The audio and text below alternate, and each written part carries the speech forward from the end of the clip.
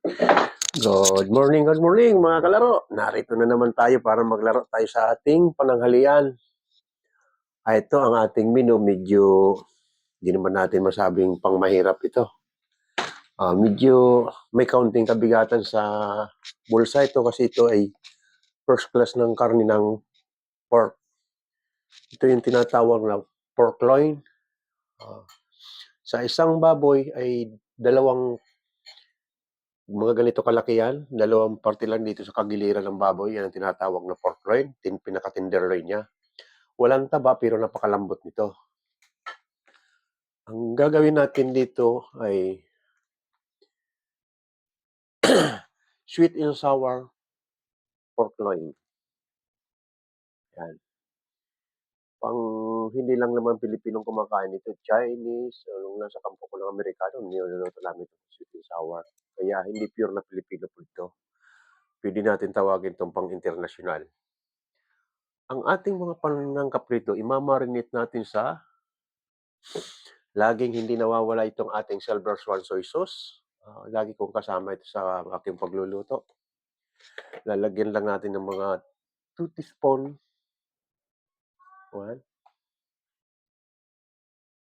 Soy sauce para pagkakulay lang. Budburan natin ng pamintang durog. Ay, dami.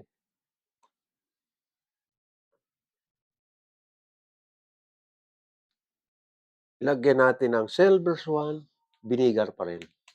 Lagi sa akin talagang Silver Swan. Mga 3 spoon, isa, dalawa, tatlo. Tatlong kutsara lang na. Lagyan pa natin ng kaunting Magic Sarap, Maggi Magic Sarap.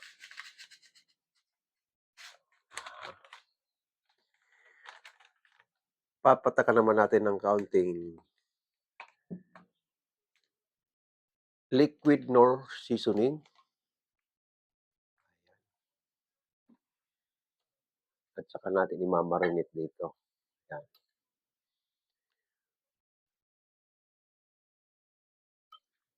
Ayan. I-deep fried natin ito. Hindi naman natin tustahin at hindi naman hilaw. Yung katamtaman lang. Kasi malambot na ito, malis lang yung pinakakatas niya. At lalahukan naman natin siya, pineapple bits. Sa kanyang vegetables naman ay mayroon siyang 4 na klaseng bali 6 na klase pala ang vegetables niya. Carrots, green beans, at bell pepper. Ang potato, trinied ko na ito kasi pangit magkapusin tayo sa yung masyadong mahabang oras. So, dinifried ko na ito. Garlic at onions. So, 6 na klase ang kanyang vegetables. At ito na nga nilalagay natin pinakasus niya, ketchup, at titimplahan natin ng sugar at vinegar para maging sweet and sour. Ito pa pala, lalagyan natin ito marinated ng kaunting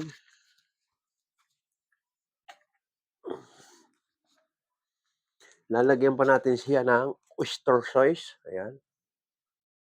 Ayan. Ito iba, isasama natin mamaya sa ilaw. Sa sauce, sasama natin sa sauce yan. Ayan. Kaya itong menu na ito, hindi ito pang medyo kailangan medyo makapal-kapal ang bulsa mo. Maraming panangkap. Pero masarap. Yun lang doon. Masarap siya. Kaya lang mabusisi. Maraming panangkap. Mabusisi luto. Ayan. So, punta na tayo sa kusina para umpisa na natin ang pagluluto.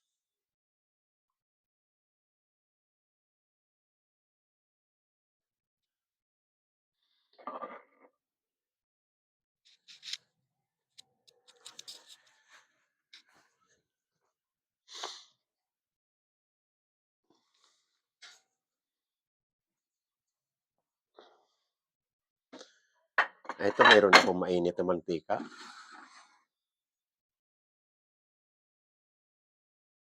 Yan, kahit hindi din na natin masyado na marinate ito kasi may sauce naman at saka papasok agad sa karne ito. Yan. Pwede na natin kagad deep fried.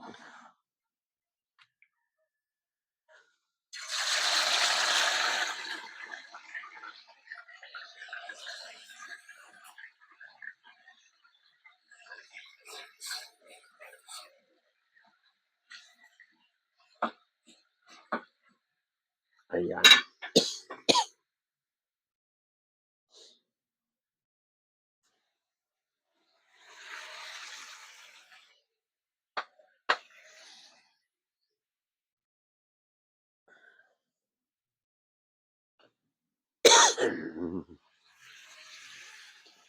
Habang piniprito natin, ipiprepare natin yung pinaka-sauce niya na sweet and sour.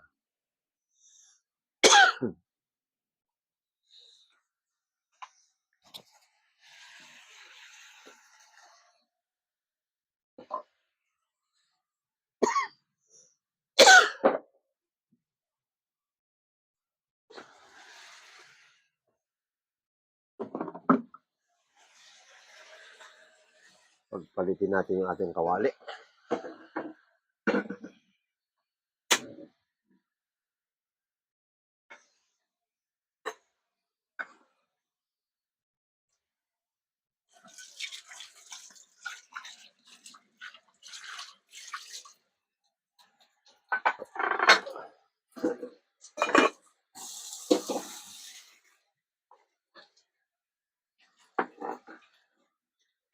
Unang ilagay natin ay paggawa ng sweet and sour.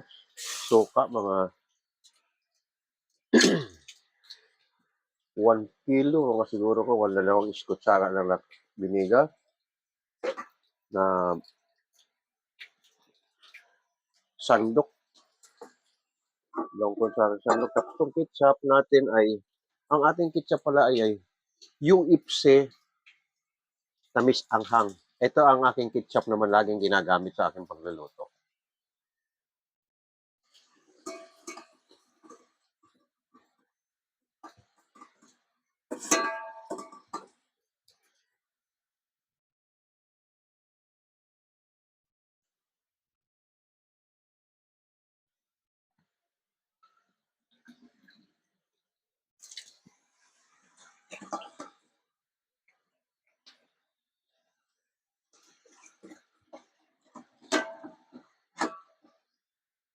Lagyan pa natin ng konting tubig para makuha natin yung ketchup.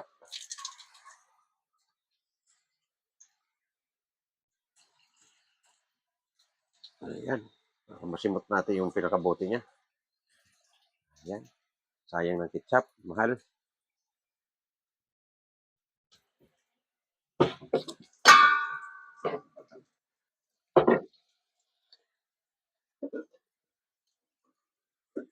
Sundan natin ng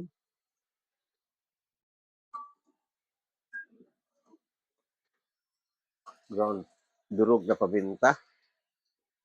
At itong putit, itong ating carrots medyo may kitagasan, kaya lagay na natin sa kumulo.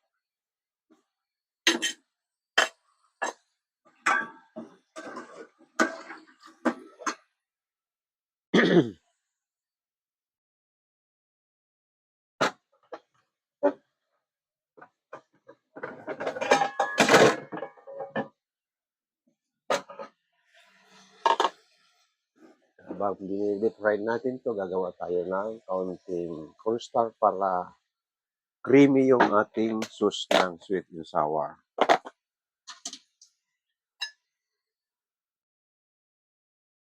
Dalawang kutsara lang, pangit naman masyadong malapot.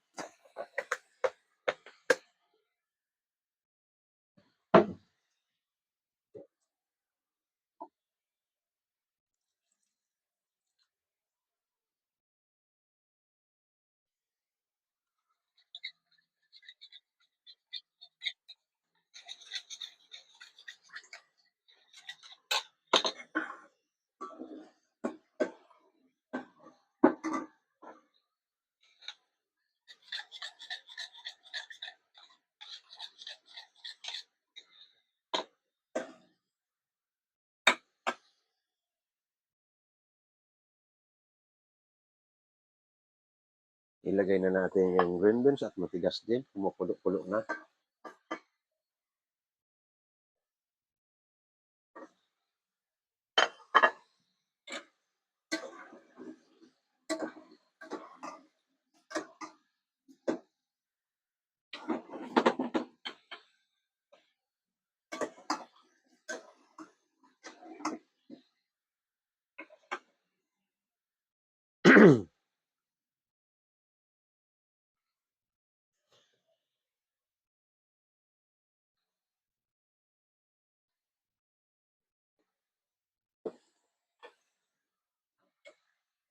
Ang sweet and sour natin na ito, iba ang sweet and sour ng isda kaysa karne.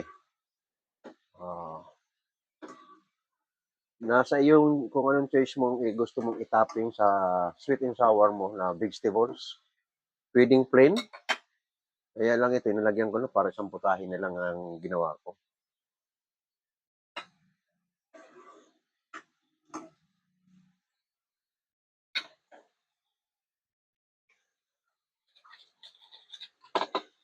Ayan, ilagay na lang natin ito mga ito. Onions, yung sibuyas mo ay 1/4 lang hiwa kasi kailangan medyo hapok. Yung bawang naman ay fresh garlic para lasa ng sausawan ng ating ginagawa natin na Shanghai, parang ganun ang panglalasa nito. Sariwang garlic.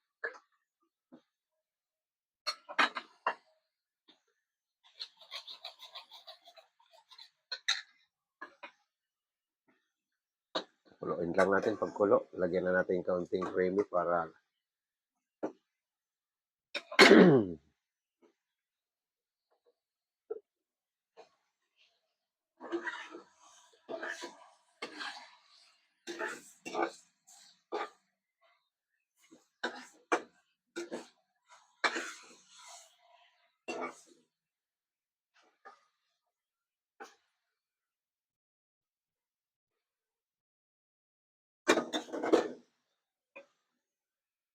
ayan na, kumukulo na.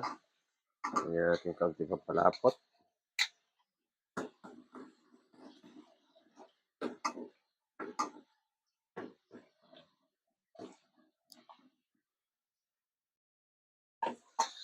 Ayan, creamy na yung ating sauce.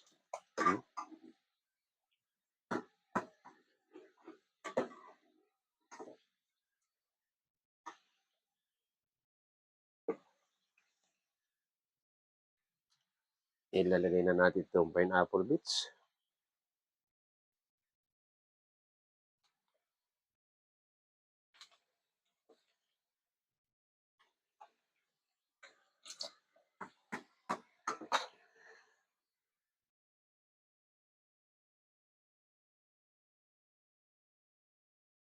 Lalagyan natin ng sugar para maging sweet.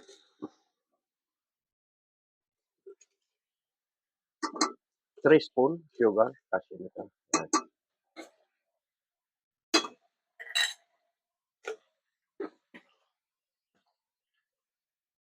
Ayan, kumukulo na. Ilagay na natin ang red bell pepper. Ang ating fried potato ay tatapping lang natin ito.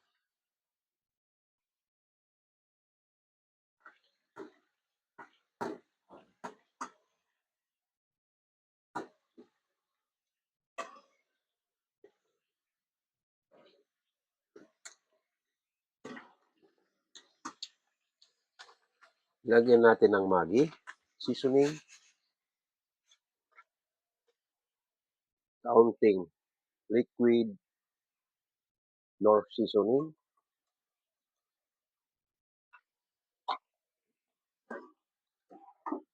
At ilagay natin huli yung ating oyster sauce para magandang kulay. Hindi maputla. Ayan. Okay, yun ang kulay niya na. Oh. Hindi naman pulang-pula at hindi naman maitim.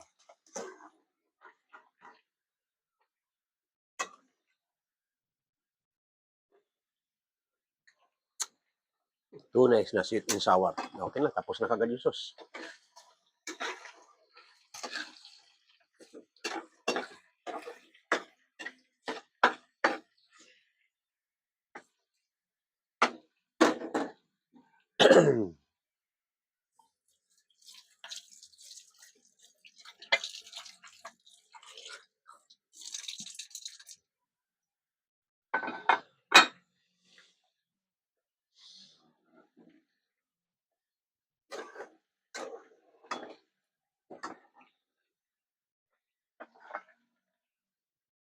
Okay. Tapos na rin yung ating karne. Malambot kasi yung part ito na pork.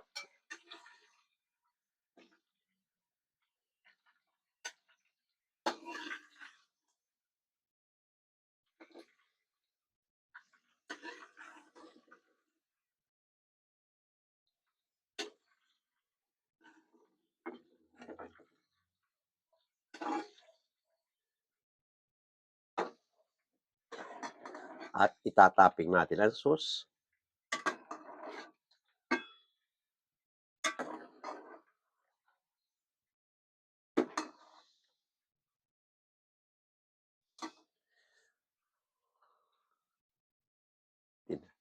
Topping din natin ang potato.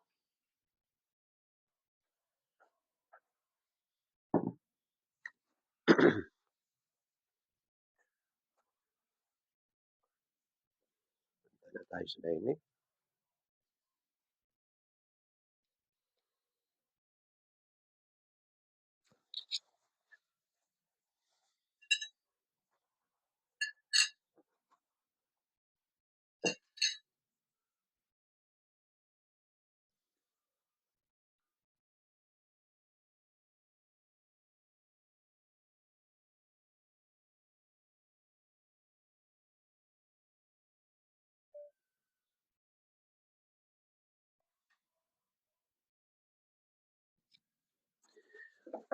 Ito na yung ating sweet and sour pork loin. Ayan. Napakalambot ng baboy na ito. Ayan.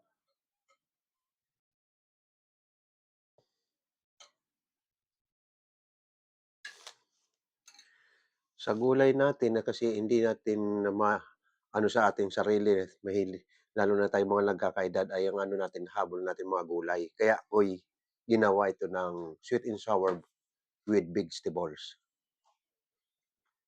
Na, ang lambot. Hmm.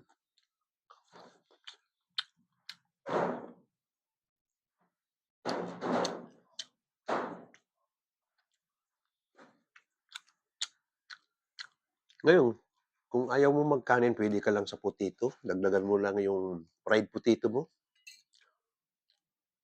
Hindi mo na kailangan magkanin. Itong fried potato na lang ang partner mo. Kung mahilig ka sa kanin, okay rin sa kanin.